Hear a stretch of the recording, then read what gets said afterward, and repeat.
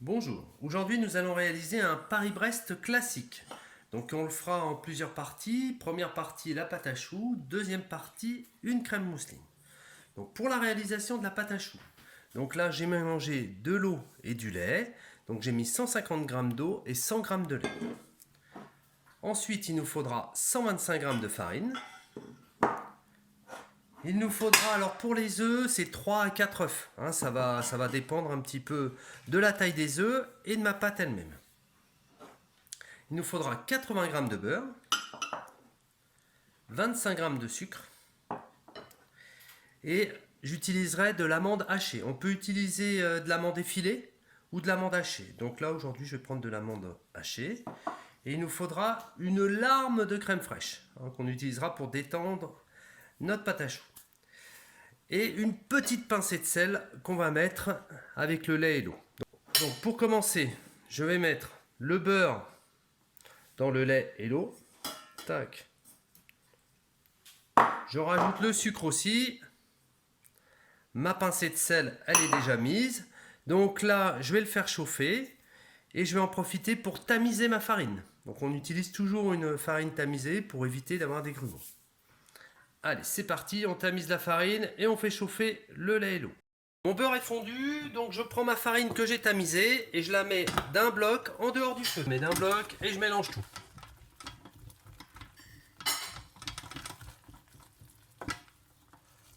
Voilà.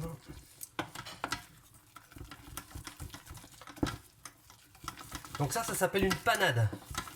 Le mélange de la farine et de l'eau. Ok, tout s'est bien mélangé. Donc maintenant je la remets sur le feu. Et maintenant je vais la dessécher. Donc je la mets sur le feu. Voilà, je vais mettre un peu plus vif. Voilà. L'idée c'est que ça me fasse vraiment une petite boule. Vous voyez comment elle se forme. Voilà, très bien.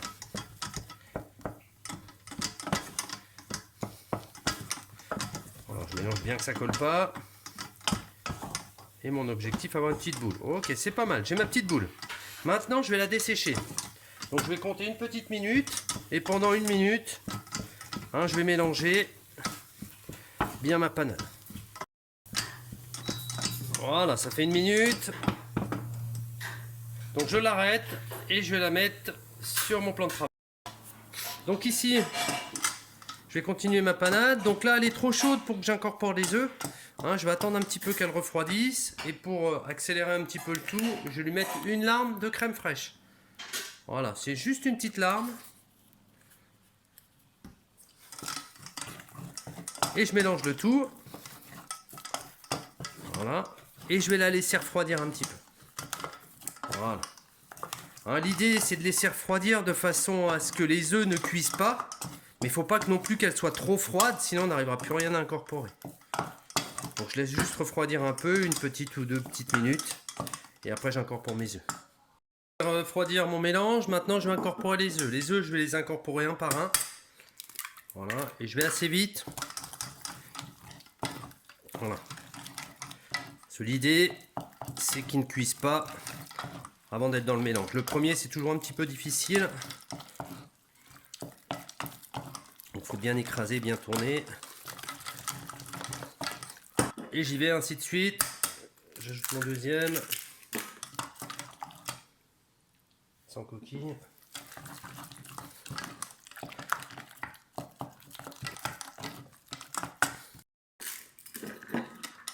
Hop, je rajoute mon troisième œuf. Donc là, on commence à regarder un petit peu la texture quand on mélange. Parce que l'idée, c'est de faire une pâte qui se tienne, mais qui soit pas trop liquide. Sinon, ça va s'étaler et puis ça donnera rien à la cuisson. Voilà, mon mélange, il est pas trop mal.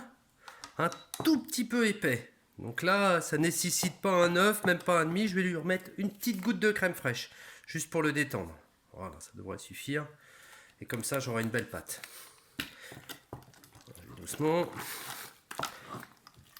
On recherche vraiment une texture, qu'elle puisse s'étaler, se tenir. Voilà, c'est pas mal. Et souvent, on parle d'un petit triangle qui est dessiné sur la... Quand je le lève, voilà, ça me fait comme un petit triangle. Donc ça descend un petit peu, mais pas trop, elle se tient bien. Ok. Donc ma pâte est prête. Donc je vais la pocher. Donc je prends une poche avec une douille unie. Une douille entre un 3 et un 5. Donc ça se travaille chaud automatiquement. Hein. La panade, je dois pas la laisser refroidir. Ok. La poche. Une fois que c'est fait, on va avoir une autre méthode. Donc je suis là avec une corne ou quelque chose de plat. Je viens pousser. Voilà. Pour l'attendre. Voilà, et me rapprocher au plus près. L'idée, c'est d'éviter les petites bulles d'air. Parce que les petites bulles d'air, ça risque de faire floc. Voilà. Voilà. Même si sur cette préparation, c'est pas dramatique. Il faut quand même s'habituer à le faire bien.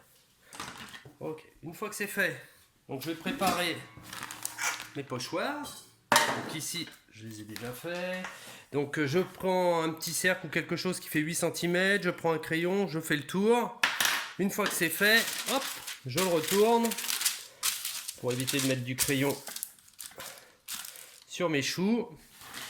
Et je vais m'en servir de repère. Donc je prépare bien ma poche. Voilà.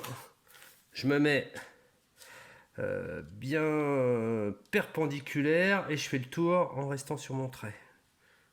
Voilà. Un coup sec pour relever. J'essaie que mes ronds soient pas trop collés.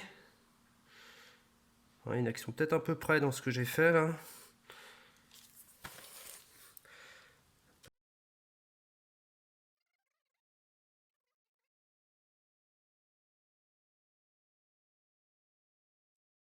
Voilà, j'ai de quoi avec ce que j'ai en faire environ 7, entre 6 et 7.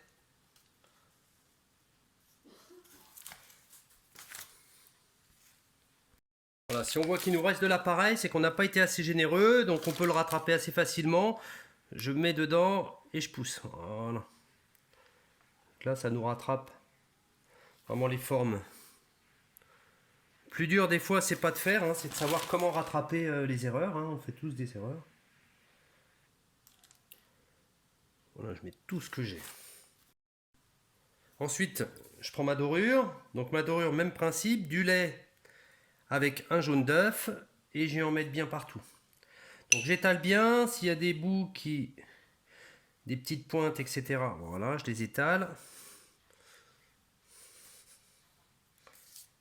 Ensuite, je prends mes amandes hachées et je viens bien répartir. Et je suis très très généreux. Voilà, parce que ça va gonfler un peu. Donc du coup, il faut vraiment être généreux sur ces amandes. Voilà, je mets vraiment beaucoup d'amandes. Même s'il y en a un petit peu à côté, c'est pas très très grave, ça va les griller. Puis on verra, on les réutilisera aussi. Et là, je cherche vraiment à être généreux, parce que ça va gonfler un petit peu. Et après, on en verra beaucoup moins. Donc si le pochage, il n'a pas été joli, un petit peu comme j'ai fait là, hein, j'ai fait un pochage pourri. Bah, ça permet de rattraper un petit peu. Et normalement, on verra plus grand chose à la cuisson. Donc je vais les mettre au four, température du four 180 degrés. Et au bout de 15 minutes, je vais regarder un petit peu comment ça évolue. Voilà, nous sommes à 20 minutes de cuisson. C'est encore un petit peu juste au niveau coloration. Hein, je vais rajouter encore 5 petites minutes. Je précise, j'ai pas ouvert le four avant. Hein. Il faut vraiment l'ouvrir qu'à la dernière minute pour voir où on en est. Voilà, nous sommes à 25 minutes de cuisson. Donc là, il est pas mal, il est nickel. Donc ce que je vais faire là pour qu'il se dessèche un petit peu, enfin qu'il sèche un petit peu, je vais les mettre sur grille. Donc on les prend, on les met direct sur grille de façon à ce qu'ils refroidissent sur la grille. Nous allons réaliser la crème mousseline au praliné. Pour ce faire, il nous faudra du lait. Donc il nous faudra 380 g de lait avec un petit peu de vanille dedans.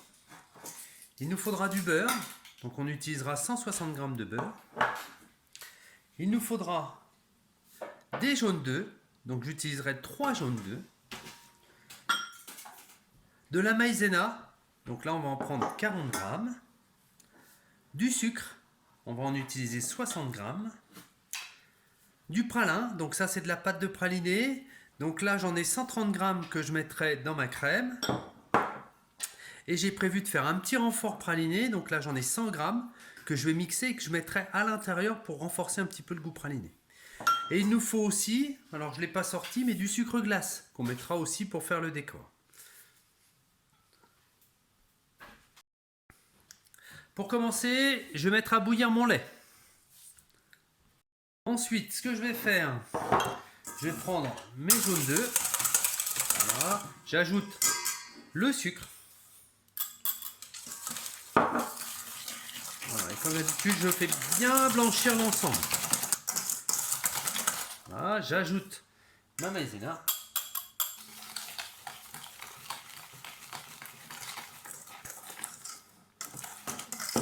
Voilà, je fais en sorte qu'il ne reste plus de maïzena ni de sucre nulle part dans mon plat. Et j'ai plus qu'à attendre que le lait bout. Voilà mon lait bout. Donc pour éviter que ça bouge, je mets toujours un petit torchon en dessous de mon récipient. J'introduis mon lait doucement et je viens bien mélanger. Voilà, je mélange un maximum. Voilà, ça prend déjà de l'épaisseur. Hop, j'inverse. Je reverse le tout dans ma casserole. Avec une maryse, je récupère pour rien laisser. Voilà, je vais avoir une crème pâtissière assez épaisse. Hein.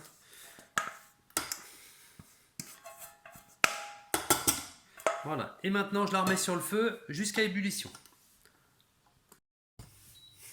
Voilà, je mélange bien pour pas que ça colle.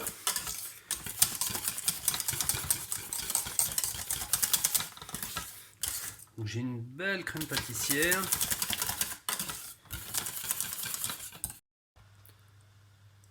Voilà, ma crème bout déjà, impeccable. Voilà. Je la laisse un tout petit peu. Donc quand c'est de la farine, il faut vraiment le laisser un petit peu plus longtemps. Mais comme là c'est de la maïzena, ça ne prendra pas d'odeur. Je vais juste la laisser bouillir un tout petit peu et je vais la couper. Voilà, impeccable. Allez, je la coupe. Voilà, je reverse ma crème pâtissière dans un récipient froid. Voilà. Hein, du coup, on s'aperçoit que ça n'a pas collé, ce qui est bien. Donc, je vais la laisser refroidir un petit peu. Ok, je vais la mettre de côté. Je vais laisser un petit peu refroidir. Ce que je peux faire, c'est rajouter un tout petit peu de beurre dans mes 160 grammes. Voilà, sur le dessus, faire une petite protection. Et je laisse refroidir. Ensuite, mon beurre. Mon beurre, tout à l'heure, il faudra que j'utilise du beurre ramolli. Donc je l'ai sorti du frigo à peine pour ma recette. Donc pour que ça aille un petit peu plus vite, je vais le couper en petits morceaux. Voilà. Ouais, je vais l'écraser un petit peu. Voilà. De façon à avoir un beurre mou, parce que s'il est trop dur, il ne s'incorporera pas avec ma crème. Donc ma crème, elle ne doit pas être chaude. Si elle est chaude, bah, ça va faire fondre le beurre et j'arriverai pas à créer une émulsion. Donc je laisse mon beurre, voilà, je l'étale un peu, qu'il soit bien ramolli, qu'il soit plus facile tout à l'heure à étaler. Ensuite, ma crème pralin, ce que je vais faire, je vais la mixer. Je vais la mettre dans un petit mixeur et je vais la mixer pour la rendre un petit peu plus liquide. Le pralin est un petit peu plus liquide, hein, ce qui me permettra d'en mettre un tout petit peu dans chaque chou à la fin. Donc il est prêt, je vais peut-être le mettre directement dans une poche, ça m'évitera de faire trop de ça.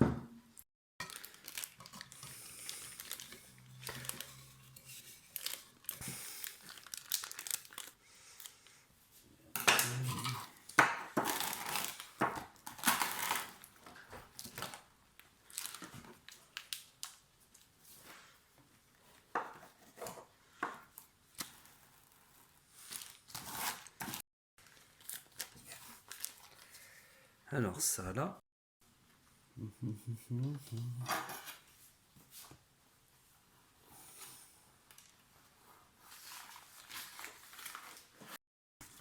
Voilà, ma crème pâtissière a refroidi. Hop, je vais la mettre dans mon batteur. Je vais mettre le fouet.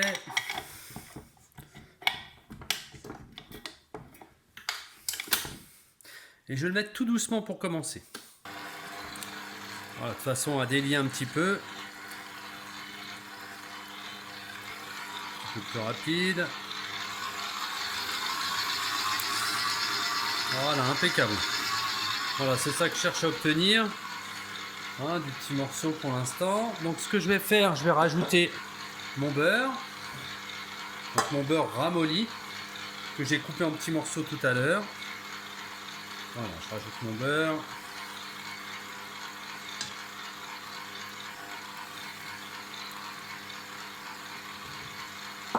je vais rajouter mon praliné.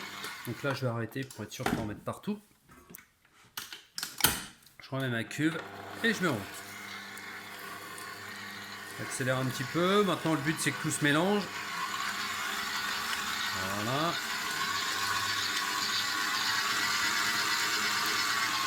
De temps en temps, j'arrête mon batteur. Et ce que je fais, c'est qu'avec ma maryse, j'enlève un petit peu tout. Comme j'ai une pâte pâtissière assez épaisse, de façon à ce que ça tienne bien après. Donc je gratte partout. Impeccable. Et je remets en route.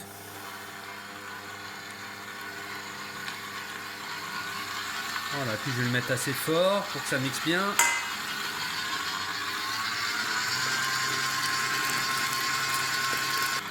Et après je mets en route pour créer une petite émulsion.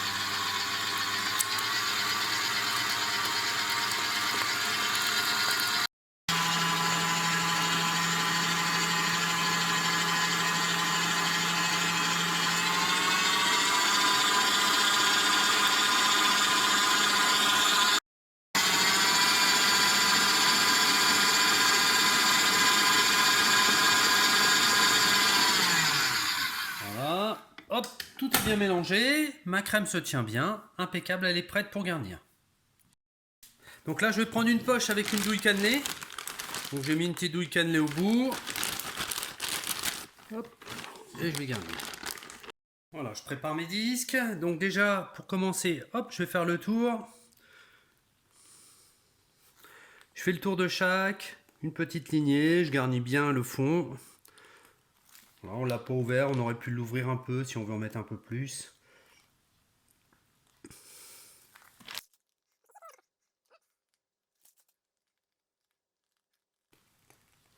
Voilà, une fois que c'est fait, je prends ma petite poche que j'avais préparée tout à l'heure. Voilà, et là, on vient mettre hop, une petite ligne de praliné. Voilà, juste une ligne.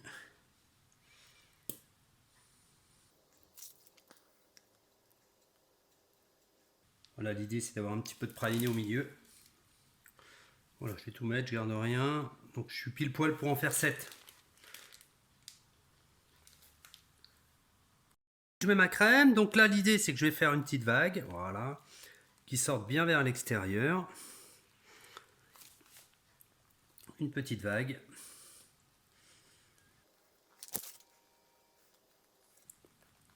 Pour ma crème, si elle est trop molle, j'hésite pas à la remettre un petit coup au frigo. Hein, pour pouvoir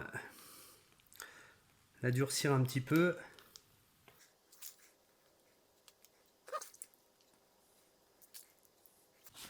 Ensuite, je remets mes petits chapeaux. Voilà, je pose délicatement mes chapeaux dessus.